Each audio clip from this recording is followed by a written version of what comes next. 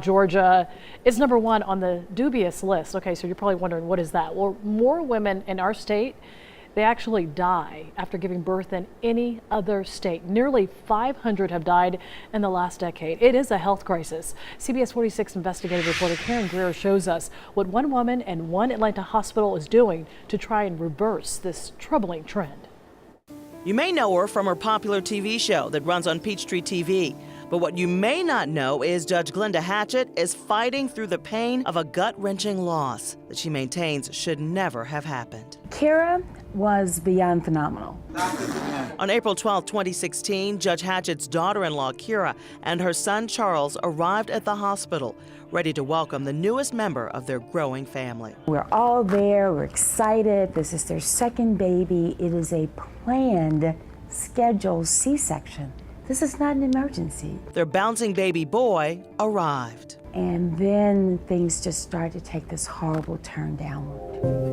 Over the next 12 hours, Kira's health rapidly deteriorated. Her husband, Charles, noticed blood in her catheter. The nursing staff ordered a CT scan immediately, but it would be several more hours before Kira was taken back to the operating room. When they opened her up, she immediately coded.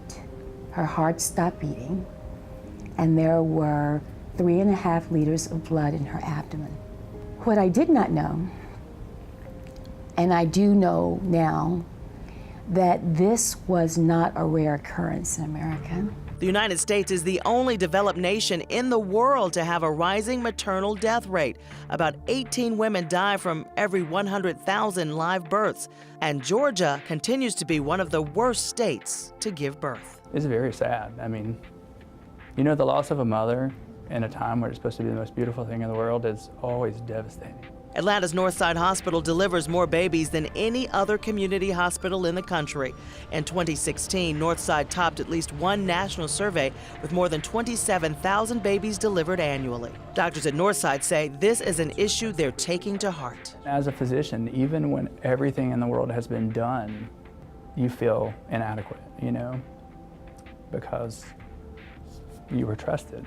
Experts say most maternal deaths in the United States are preventable. Major causes include infections, hemorrhages, and high blood pressure. Even more shocking, Black women are 4 times more likely to die in childbirth than white women. That's why Dr. Dawson is proud of the Severe Maternal Morbidity Committee at Northside, created to come up with solutions to the problem. We collect all the blood, we weigh all the lap sponges and all that, so we know a real number of what this blood loss is, so you know how to replace it. The evidence really does prove that standardization improves things. Medical professionals agree that while there are ways to monitor the warning signs, access to health care and lack of birthing hospitals prevent some pregnant women from maintaining their health throughout their pregnancy. And that could put them at higher risk for complications during and after childbirth.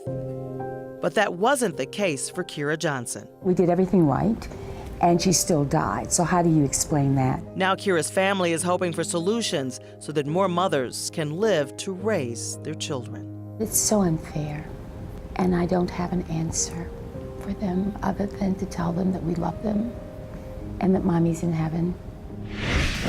Judge Hatchett and her son are fighting to ensure Kira didn't die in vain. They're working with members of Congress on a law that would mandate standards on how maternal cases are actually reviewed. Karen Greer, CBS 46 News.